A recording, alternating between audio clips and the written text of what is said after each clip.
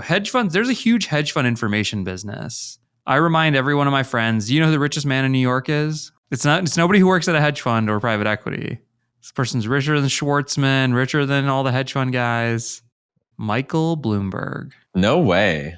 By far, he is the richest person in New York because he sells all the information and the picks and shovels to all the finance people. And so there's a bunch of, when I worked at Goldman, there's a ton of information businesses. And alternative asset guys are great customers because they're very rational. If you make them money, they don't mind paying you a lot. They're not price sensitive at all. They're very urgent. They need the thing when they need it. And so one of my ideas is let's create a business where the customers are hedge funds. And, within a week, you and I could go get probably $5 billion of ad spend on Facebook, like agencies and friends who are running a lot of spend. And we survey them. And you can pay them a ton of money to survey them. And first you do it for Meta, then you go do it for Google, then you go do it for Amazon, then you basically go through the biggest public companies and you create information that the investment and hedge fund world uses.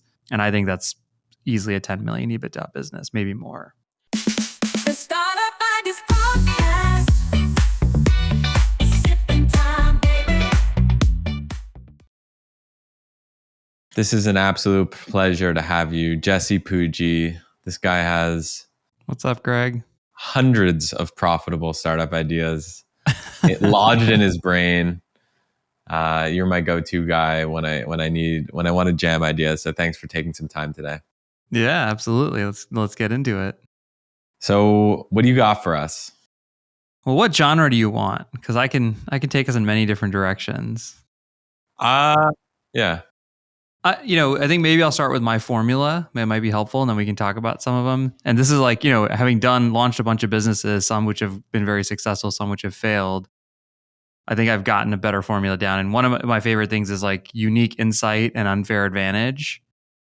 And so part of unique insight is I always tell people, look at your own situation. Who do you know? One of my favorites is cross sections of things you know. One of the very successful businesses we started last year is called Ox Insights, and it's helping private equity firms understand marketing. We basically do diligence for them and help them get it. It's okay, well, those were two cross sections that were kind of unlikely bedfellows that we've been able to build a very successful business in. So that's one. And then the unique insight is what's the problem in there that somebody's got? An unfair advantage is usually around distribution. Who do you know? And so I'll start with one for fun. I'm not sure the audience will love this one, but when I was running Ampush, I was making $200,000 a year doing GLG and alpha sites calls.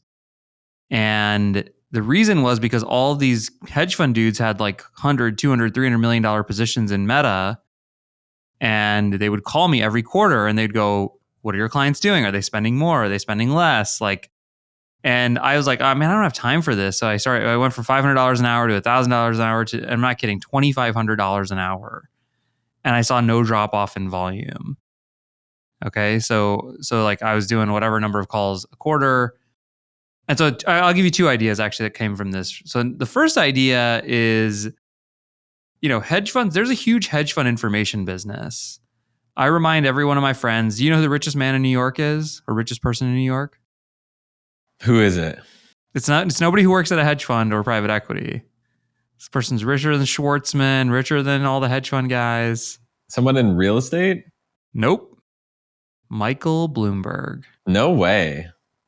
By far, he is the richest person in New York because he sells all the information and the picks and shovels to all the finance people. And so there's a bunch of, when I worked at Goldman, there's a ton of information businesses.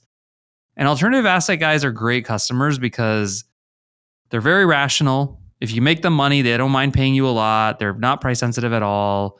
They're very urgent. They need the thing when they need it. And so one of my ideas is let's create a business where the customers are hedge funds. And, within a week, you and I could go get probably $5 billion of ad spend on Facebook, agencies and friends who are running a lot of spend.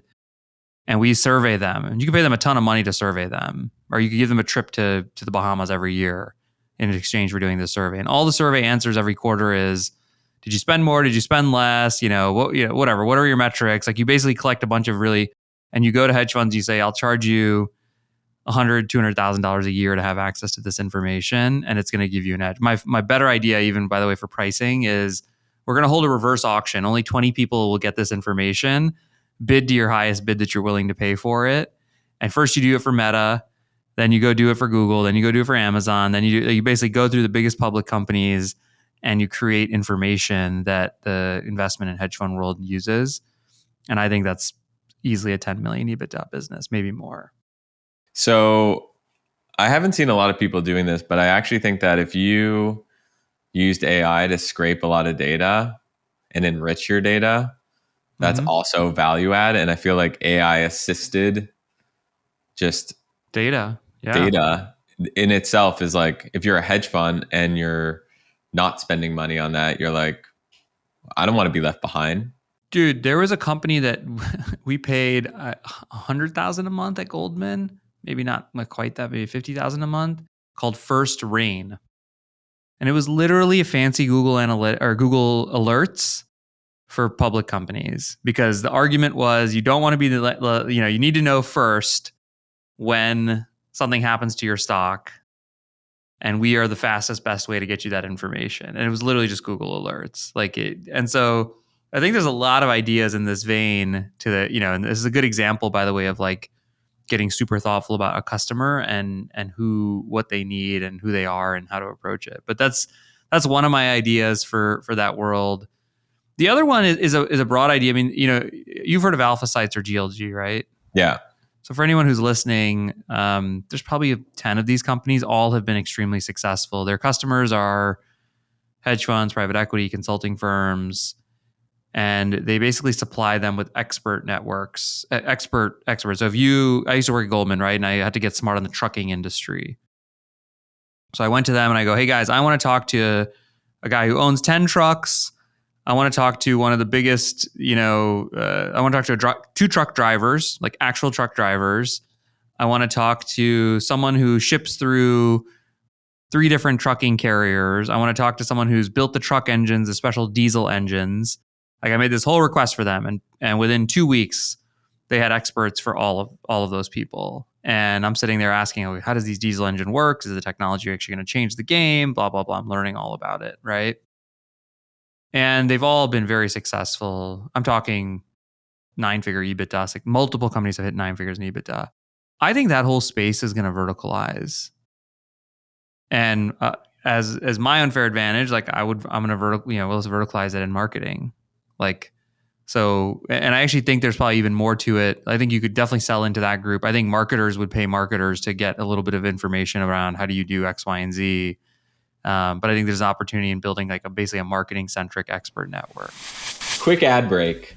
Let me tell you about a business I invested in. It's called boringmarketing.com. So a few years ago, I met this group of people that were some of the best SEO experts in the world. They were behind getting some of the biggest companies found on Google. And the secret sauce is they've got a set of technology and AI that could help you outrank your competition. So for my own businesses, I wanted that. I didn't want to have to rely on Mark Zuckerberg. I didn't want to depend on ads to drive customers to my businesses. I wanted to rank high in Google. That's why I like SEO, and that's why I use boringmarketing.com, and that's why I invested in it. They're so confident in their approach that they offer a 30-day sprint with a 100% money back guarantee. Who does that nowadays? So check it out. Highly recommend boringmarketing.com. So beyond marketing, what are like 3, 4, 5 other verticals that could be interesting? Yeah, I think there's all IT stuff, right? I think healthcare is another one. Really, you just go down the GDP list and you pick them off, right? Healthcare, I think auto, and AI, right? You could probably build a nice AI expert network that's just all these foremost people in AI. And I think the verticalization, there was that company called Tegus, I think, that recently sold. And there's people innovating in the business model. Their innovation was, we're going to record every call, transcribe it, and 90 days after the call takes place, we'll make it searchable and available in the database. So they were actually creating data and aggregation of information that became very valuable and differentiating for them versus some of the other guys. So, I think there's things like that that can be very differentiating. But yeah, I mean, any vertical, again, that you're in, there could be a content one. It's just an expert, go get a collection of 100 experts in content, and people will want to tap into that in different ways. Totally.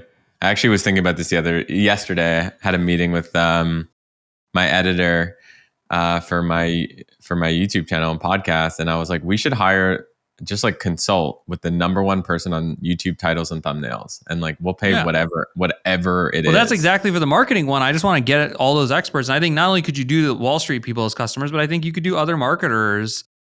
There's someone who really knows how to run Facebook ads for dog food.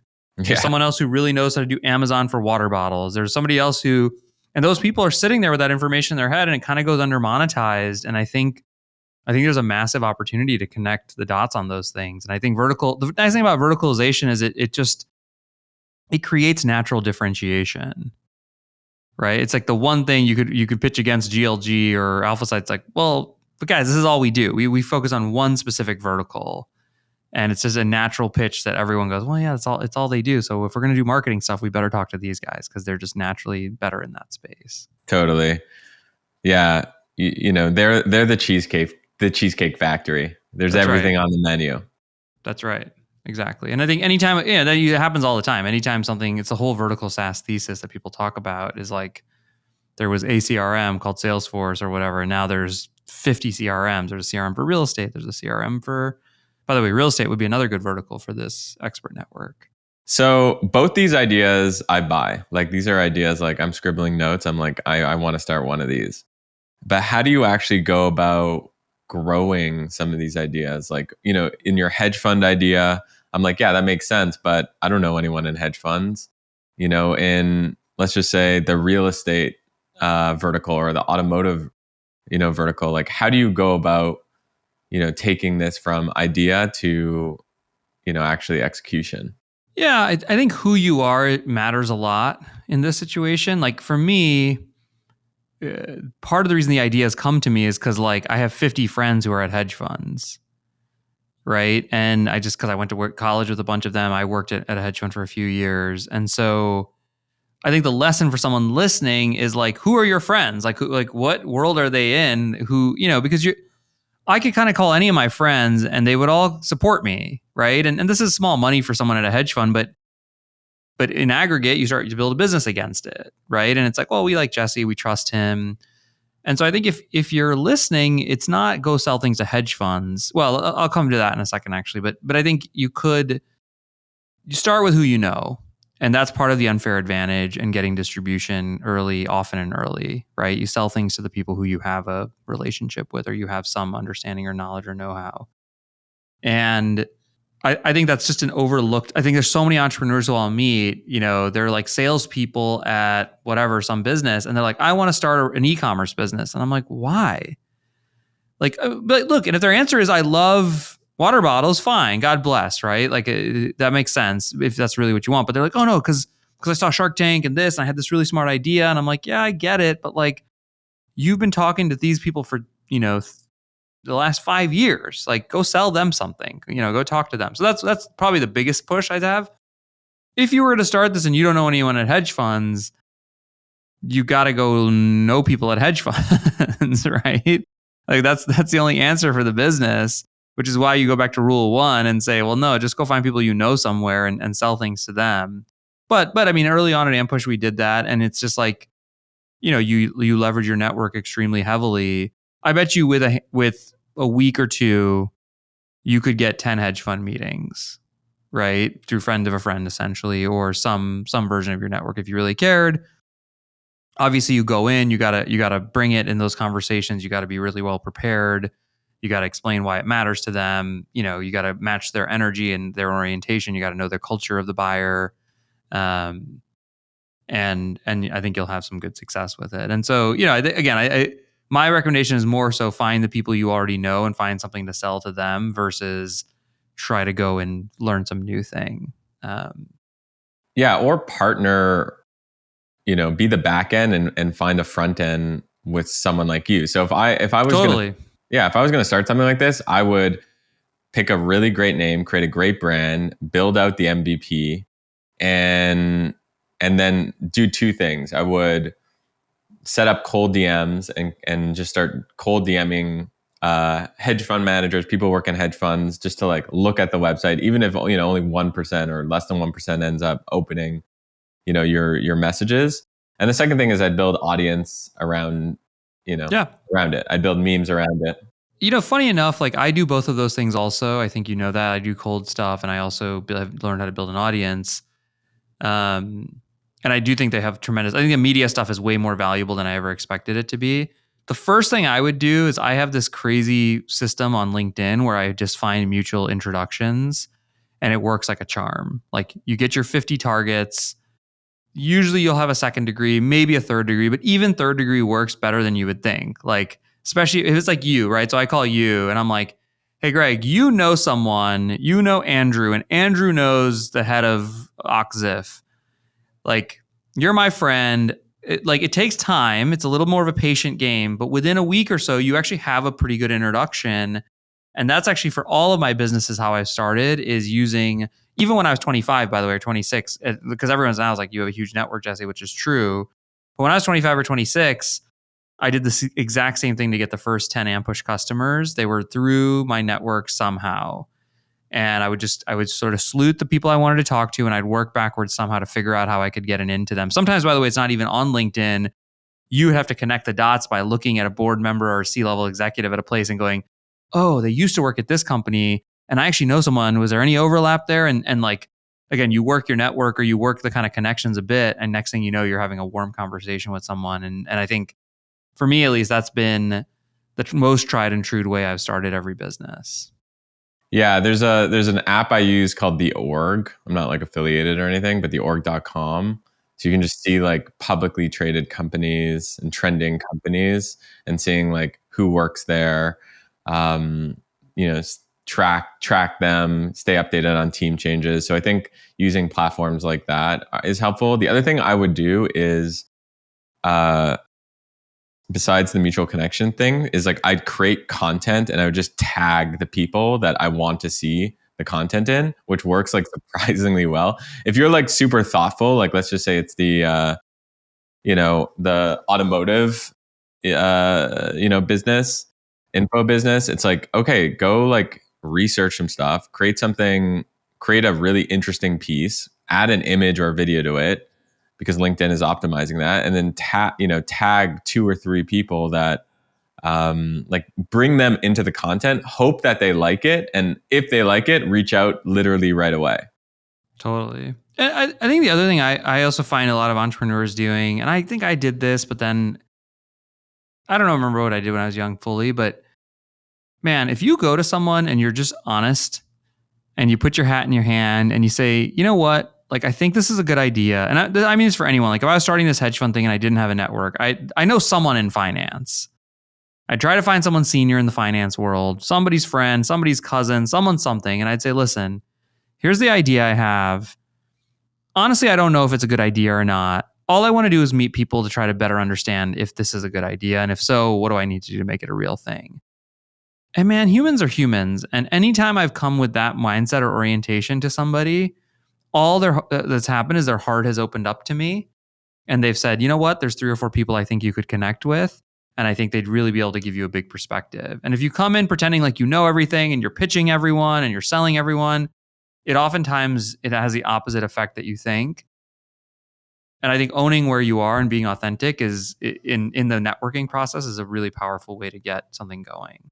But you don't think someone's listening to this and they're like, well, easy for you, Jesse. You went to Wharton and then you worked at Goldman. Like, what about the person who doesn't live in the United States, didn't go to the great school, doesn't, his or her friends are just, construction workers or who knows, right? What do you say to those people? Well, again, I say 2 things. I think, one is depending on your age, it does matter where you go to college. And that's like a fun one on Twitter that I always throw at people because people love saying it doesn't. And I can tell you that the biggest meal ticket of my life was going to Wharton.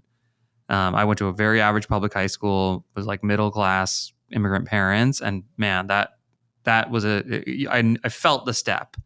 Like I felt the step in my life and I have continued to feel it ever since. So that's one thing. If you're 16 or whatever you are and you're wondering and you're reading this shit, like it matters. I think it matters. So that's number one. I think number two is, again, if you're a construction worker, like why would you start a business selling to hedge funds? It just makes no sense. Like start a business selling something to construction people, right? Like find the problems in the world you're in. Every business can make money. Like there's no business that does, it's not like selling to construction is better or worse than selling to hedge funds. It's all just what you know. And then the third thing is I don't want to get too spiritual here, but I definitely believe the quote that once you put out into the universe what you're trying to get done, it conspires to help you create it. So even if you were a construction worker and you're like, I do want to do the hedge fund thing, you start talking about it at parties, you put yourself out there, you ask friends for introductions, it may take you longer than it took me, right? It may take you 6 months to get your first really valuable meeting, but you will get a meeting. And if you go to that person and say, I'm from the construction world, but I think they should have data on construction and I want to sell it to hedge funds, like people will start to help you and take notice. And I've just never experienced it. I mean, I don't know about you. I think you're like me. If some random person comes to me through a friend or through even a thing like an uncle's cousin, I usually take a call for 15 minutes. And if they say like, look, I don't know what the hell I'm doing, I need some help, I would say, well, here's a few people, like, send me an email and I'll put a little bit of work on that person. I'll say, send me an email, outline it, tell me and if they don't ever follow up, then like, I know they're not serious. But then some of them are like, man, they come back, they follow up. I'm like, wow, I met this person. They seem to have a unique energy. Do you want to meet them? And then I'll check in with that person in a year. And guess what? They have a business and they're running. And so, yeah, I think even in the third case, it is, I wouldn't necessarily start, but even in that third case, I think when you put things out into the universe and you're serious, it starts to conspire to help you. Yeah. And I think everyone has an edge too. So 100%. It doesn't make a difference. Like using the construction worker example, it's kind of interesting that you're a construction worker building a hedge fund thing and like you have this unique insight into that space, into companies in that space. I remember when I first moved to San Francisco, coming from Montreal, Canada, I didn't know one person, and like literally no one. But I ended up meeting some people like at the Canadian consulate type thing, and which is random. And basically, when people from France were coming to San Francisco and they wanted someone to show them around, I like became known as the guy who would take these people around San Francisco. And I ended up bootstrapping my network from all these like French entrepreneurs who ended up like, the founders of Zenly who sold it to Snap for like $300-400 million, all these like startups. And my advantage was I spoke this language. And so they wanted someone who spoke the language, and that's it. So you haven't, I definitely think I find that helping people, I mean, it's funny, right? This private equity business, we sell, we're basically helping private equity firms assess companies' marketing capabilities, right? And we charge $250,000 a month for our services. It's a very high ticket item. Half of the customers were students. Like I was like older than them, and they're like VPs at these firms now, VP plus. And I was like, but I was helpful to them. I prepped them for their interviews, and I just did it because I they're young, 2 years younger than me. They're like, hey Jesse, you work in finance now. Can you help me prepare? And that's just, I don't know. That's what I do. I help people. Like I'm willing to help someone just because if people have helped me, right? And I'm just like, okay, now you roll in and imagine they're a VP or principal at Blackstone or pick your favorite. And I'm like, hey, I got a new business. I'm trying to start it. What do you, what do you think is going to happen in that sales conversation? They literally do everything and anything they can to find an opportunity for us to collaborate on something. And then I get to say Blackstone is a customer or whoever. So it's just, I think there's a lot to be said about finding ways to be helpful in ways that are true and unique to you. I think being helpful inauthentically, everyone can tell, but being helpful authentically to the types of people and for the things that light you up or give you energy, I think is a really valuable thing. What other ideas you got? You want to do some more off the wall stuff? Yeah, 100%. So, we started a couple supplement businesses in e-commerce, which have kind of been a slog, but I do think supplements are an awesome category. I think they're high margin. I think they're endlessly marketable. And I think there's something really interesting about making the person feel like the supplement is meant for them. Okay, so like let's use a most common example in the market. There's Centrum, which is this like daily multivitamin most of us have heard of. Then there's Centrum Silver. And it's like, oh, that's for the old people. And there's certain things in that the old people need. So one of my ideas is to take the world, and this came actually, I'll tell you, if you talk to any South Asian, again, this is myself, you talk to any South Asian dude, you probably have a million Indian and Pakistani friends. And I'll tell you like their lipid profile. I can tell you right now, they have low D3, they have high LDL, they have some heart issue, like some, maybe a little high cholesterol, and probably high glucose. Like they just have a similar profile because of, genetics and the fact that we were not meant to eat pizzas and burgers. We were meant to eat dal and roti, right? Like it's a very specific lipid profile. So one of my ideas was like, let's create by the way, South Asians are also the highest diaspora income in the United States, higher than Jews, higher than everyone else, right? Let's create like an Indian South Asian men multivitamin. Like Centrum's not the right one for them, right? Like we'll call it Musti, right? And it's going to be $100 a month, and it's going to be meant for them, and it's going to speak to their issues, and it's going to talk about that. And then I was like, okay, well, what about for Black women, and what about for apparently lots of Jewish dudes have digestive issues. Like that's a common issue for Jewish dudes. Like, so one of my e-com ideas is basically like a hyper demoed multivitamin or vitamin orientation. And I think that like the ads on Facebook would just be perfect. Like again, it's back to this thing of you just find an area that no one else is in. And the only one who can say this is the South Asian vitamin. And is it 70% similar to Centrum? Maybe, but like, if you have the money, why wouldn't you buy the thing for you? Yeah. I like the idea of like a studio around this. Like kind of like how, the Match Group has dating apps for every category, or IAC has a bunch of different verticals. Like what does that look like for supplements for different demographics? Totally. And yeah, exactly. So I think that you do supplements for different demographics. The other thing I like about it, dude, is here's a couple other data points to think about. One is this is a perfect example of something that could not be retail because you're not going to get shelf space there's not enough Indian people in any one area. Maybe in like Toronto or Vancouver, but every other city in North America, no, Mississauga, not possible. Brampton, Ontario. Yeah, Mississauga, maybe those two places, but nowhere else in America, in North America, right? But so that's number one. Number two is you could charge a lot for it. Number three is like it's, I forgot the number exactly, but I think it's somewhere in the ballpark of 10 million South Asian, so 5 million men South Asian in the US, right? Growing category. It's like 100,000 people paying you $100 a month. Like that's a real business, dude. Like that's like a 9-figure. It's a real business. That's one of the verticals, right? So what I like about it is that it fits in so many different places. Frankly, I wish this is what I would have. I had the same idea and I chose a different thing, and we wish we would have done this, but it's still on the list. It's still on the list. Well, thank you for sharing it and being open with it. I appreciate that. How do you go about? I know nothing about like creating supplements. Like how does one go about doing that? It's funny. Like it's some of these guys who are building like airplanes and aircraft, sometimes I'm like, wow, it's so incredible. And then other times I'm like, the world is like the beauty of being alive right now as an entrepreneur is like, man, there is a system, there is a sub-market and a whatever for everything. So I had a similar intimidation in the beginning. And then like, obviously you can go and like order the raw materials and then find someone to mix your supplement. Like you could build a whole supply chain. On the other side of it, in the beginning, you could literally go to third parties who will white label their supplements for you and let you sell them however you want. Like if you wanted to validate this, dude, you and I could build this business in a week. Because there's a third party who will slap a label on something, call it whatever we want, and we can start running Facebook campaigns on it within a week.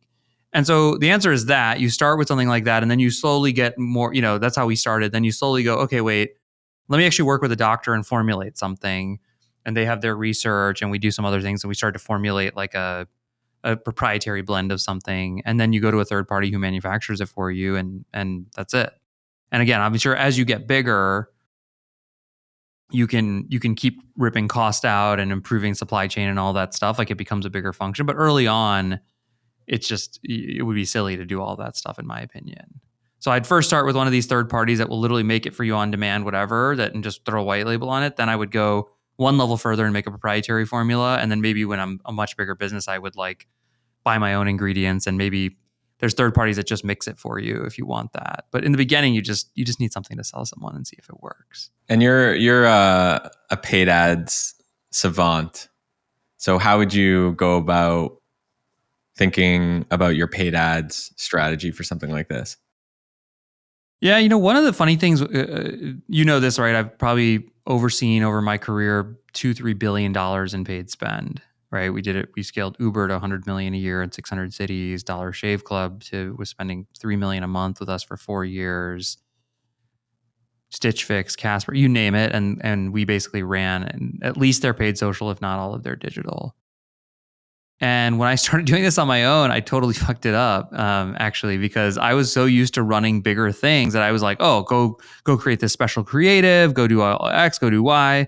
And it turns out that what you actually need to do in the beginning is the first month or two is what they call seasoning the pixel. And so you create actually 5 to 7 static non-video ads that are very basic with your product, with the pixel, and you spend $50 a day, $25 a day. And the first week is going to be the worst results you've ever seen. And then you'll see Facebook will start to learn your audience a little better. And maybe every week you make a small adjustment just to what's working, spend a little more on what's working, pause what's not working, basically based on how much they're spending or what the metrics look like. And then you kind of let it go. And so what you should see is after 2 months, the pixel will be seasoned because like the CPA will be cut in half, and you'll just notice that the metrics will all look better. Now Facebook knows who your audience is. Now you can get crazy with the video creative and some of the other things that are, UGC, like the more engaging creative. But part of it is you almost want bad creative up front because you want Facebook's algorithm to get a better and better signal on who your audience is. And if you give them too much good creative, like, if I show you a pretty girl with dancing around or whatever, you may buy the product even though you're not the right audience. And then Facebook kind of learns the wrong lessons. You want them to learn, oh, this is like a really crappy ad, but oh man, it's an Indian supplement. I'm Indian. Okay, I'm going to buy it. Man, the site looks really bad, but the formula looks good. Okay, you want that to be your first 100 transactions to calibrate the audience really tightly. And then you light up, again, video and UGC. Now, one of the big mistakes people make here is you really shouldn't grow your spend until the economics are profitable, until your first order profitable. Which means, let's just do this math. If you're to $100 supplement, it's kind of an expensive supplement, but let's go with that. You're probably doing 70% gross margins, maybe more. So you're making $70 in profit. Your CPA target should be like 50, right? At the highest, because that makes money on every transaction. And what you have to do is calibrate your spend, your creative, your metrics internally to that. That would be considered a 2 ROAS, right, on your spend. And it's too easy to convince yourself to spend more on a shittier metric. And this, what it forces is a discipline of sorts that you're not allowed to scale until you can't spend more than $50 a day until that 50 is able to do. And what it means is you may spend 6 months trying to rip through different creatives and hooks and all the things, you and I know from the world of organic social. But then when you get it, and everybody gets it if they stay long enough, it is a dream, because now all of a sudden you really have a money machine that you can just keep turning up. And if you read my newsletter, we actually started using some like lending in our case, and we didn't follow this rule, and it was a big mistake. Like it made us too able to spend money too fast, and that's actually a really bad thing in customer acquisition. And in terms of creative, because like nowadays creative is huge, The main right? lever, yeah. The main lever. Like, what do you recommend to folks in terms of creating? How do you create creative that is going to get you that 2 ROAS? Yeah, I mean, I have a whole presentation I shared privately with a handful of business leaders that's like, get the organic social formula, which you and I know really well. Like, is it a good hook? Is it going to get someone to stop what they're doing? And in order to do that, I typically think of it as curiosity and benefits. I think Craig Clemens, the guy from Golden Hippo, says that, like, make me curious and tell me what's going to benefit me, right? And that's the first thing in the hook. And that means you got to know your audience, you got to know your customer, you got to know all these different things. Then you got to deliver some value and usually it's informational value in the creative itself. One of my favorite frameworks is the PAS, the problem agitation solution framework, right? Where you say, well, the hook is something you have an issue with. You don't immediately jump to the solution. You add, you're like, and then you present the solution at the end of the ad. And obviously then you can jump on the landing page. My favorite example of this, like this has become my favorite product. This is like, if I was Oprah, this is Jesse's product of the year. Have you seen this Air Moto thing? No. So once you have kids and you're a dad, one of the random jobs you get assigned, of many, there's many jobs like suitcase carrier and whatever, you are the inflating guy. You inflate shit. Okay? You inflate tires on bikes, you inflate car tires if something goes wrong with your car, you inflate pool toys. Just nothing you don't inflate. Your responsibility is to inflate. It's the law of dads, right? And so I get this ad on TikTok, and it's like, it kind of is making fun of this. Like, do you get annoyed by this? You have to do it. And then it agitates the shit out of you. It's like shows the guy at the gas station looking for quarters, trying to fill his wife's tires, and he's pissed off. Then he comes home and his kid's like, can you fill the bike tire for me? And the bike tire keeps deflating, and it's like, it's annoying, and he's sweating. And dude, it was like, I was like, yes, that's me. Like, it's such a random thing too, because I would never consider myself. And I was like, man, these guys, like, I was just so agitated. And then they're like, it's a mini compressor. So it's like this tiny little compressor, right? It connects, it's really smart. It's automated. You can press a button, plug it in, and it just goes until it needs to turn itself off. It can just set to whatever PSI you need to, right? And I kid you not, I like bought one and it blew my mind. Like, I handle all the things, even taught my son now how to do it. He's a little older. Like, it's like just a total game changer. Like, it literally, like, we like joke about it. And then I was like, I just bought 10 of them, and every man I know, I just give them like, here you go. Here's an Air Moto, dude.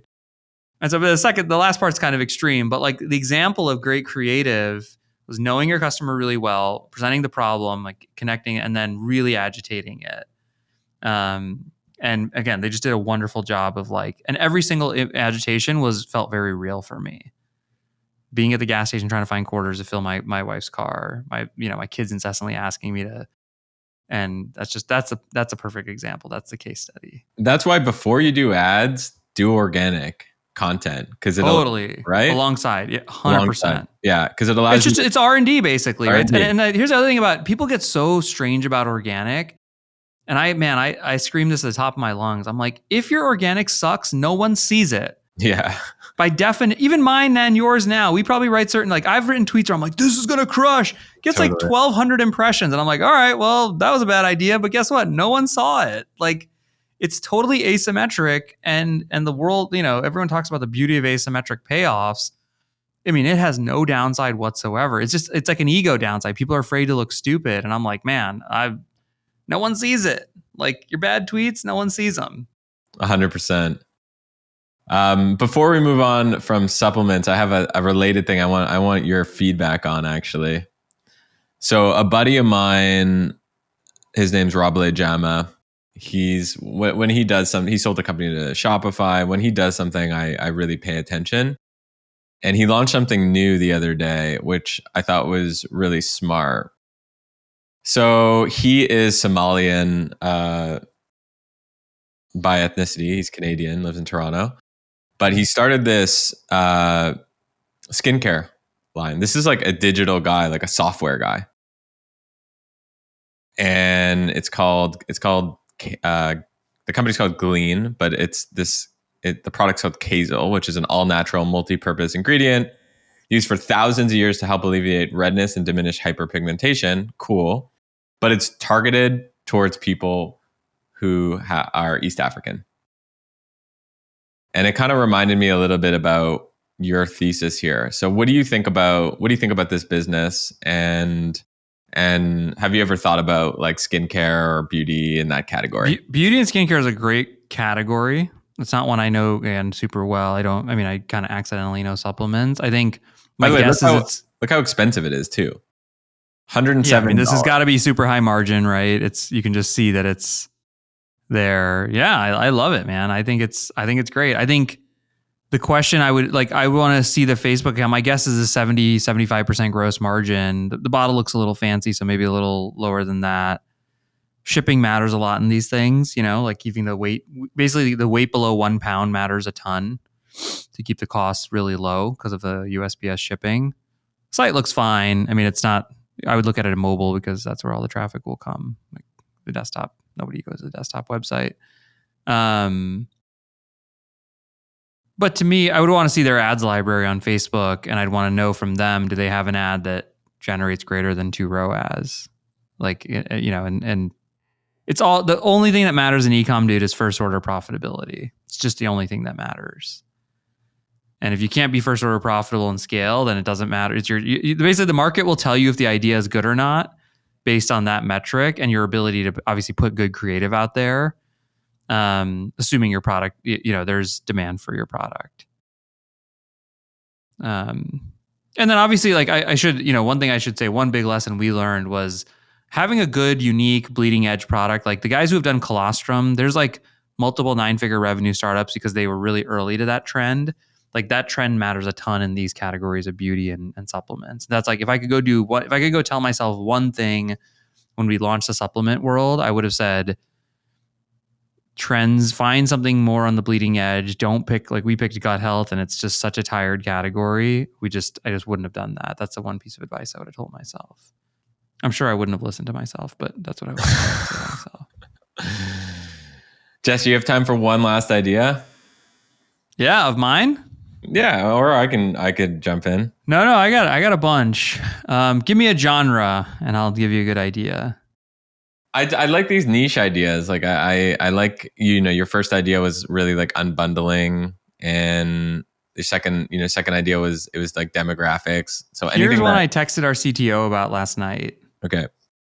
You don't have kids, so you don't. So there's a guy called Perry Grip on Spotify, and he's got the catchiest kid songs you've ever heard in your whole life. Okay, like I know them all, so I will sing. Like one is called, my favorite one is called Haunted Cupcake. And he's like, oh, haunted cupcake sitting on the plate. Or I want to eat you, but I'm too afraid. What are you filled with? Nobody knows. Is it creamy butter or a spooky ghost? Haunted cupcake. Haunted cupcake. There's that. There's like, it's raining tacos. And basically my kids from 4 to 6, I mean, if you looked at my Spotify, obsessed with it. And this guy reportedly makes like $1 million a month because you can just look at he's hundreds of millions of streams of these songs, right? And so my idea, I texted our CTO last night, and he was like playing around with AI stuff, and for our supplement brand, and he created a song about our supplement brand, and it's a good song using AI. So I was like, could we like create kind of like the ghost kitchens? Like, could we create like ghost Spotify channels that are kids music that are all AI basically driven, and just make a ton of music? Like you can make an unlimited amount of music basically. And I don't know how distribution works in that world. Like, I don't know how Perry Grip got popular. My kids, I'm guessing other kids told. I have no idea. That's the part I don't understand. It makes me a little nervous about it. Like, I don't understand distribution, but it feels like a good idea. How does it work with Suno and some of those products? Like, I created like the theme song of this show, the Startup Ideas podcast, which 80% of people love it, but 20% of people like have nightmares about it. I used Suno to create it, but like, could I go and put that on Spotify and earn revenue? Like, who owns the music? I have no idea. That's a great question. My guess is you own it, but I don't know. I mean, we'd have to look at the user. But one way or another, there's a way to use AI. I mean, ChatGPT, you could make me a funny melody about, this guy, Haunted Cupcakes. Like, the guys, I'm a creative enough person, and so is Adam, our CTO, that I think we could brainstorm topics like that and just see, like, what are things kids talk about?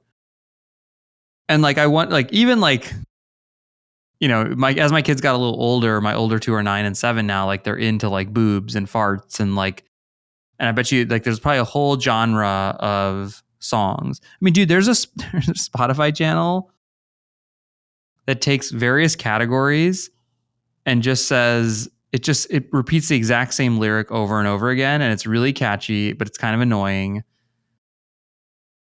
the hell is it called? It's like Mango. Yeah, it's called That's Strange. That's the name of the channel. Okay. And it's, I don't know if you can even hear this. I love mango, you love mango, we love mango, mango, mango, mango. Mama, mama, mango, mama, mama, mango, mama, mama, mango. I love mango. Okay. So you want to know what the other songs are? Yes, Okay. You're going to be blown away by this. You ready? I'm ready.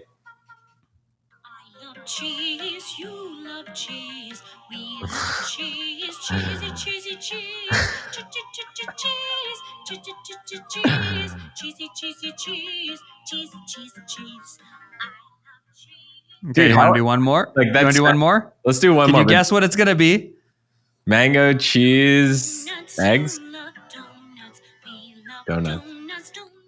The number one is the cereal song. It's all the same shit is the point. It's just it's written to that thing. And they have 50 volumes of songs. I mean, maybe these guys are doing this already.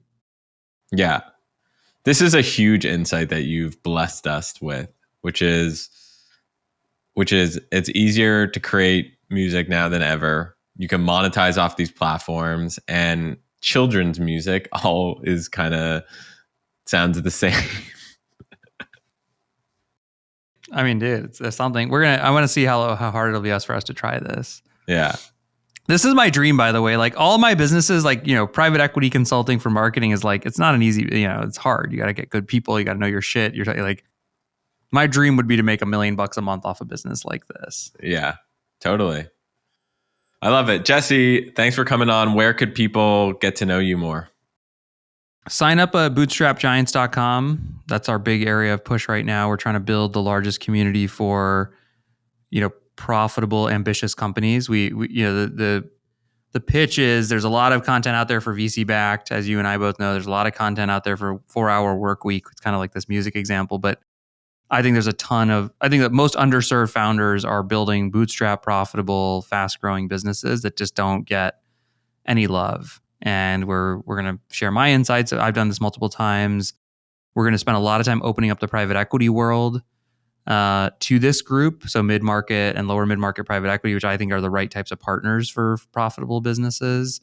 And we're going to be doing a bunch of other kind of acceleratory type things there. So bootstrapgiants.com, sign up. Beautiful. All right, my man. Catch you All right, talk later. soon. Peace. That was great. Sipping time.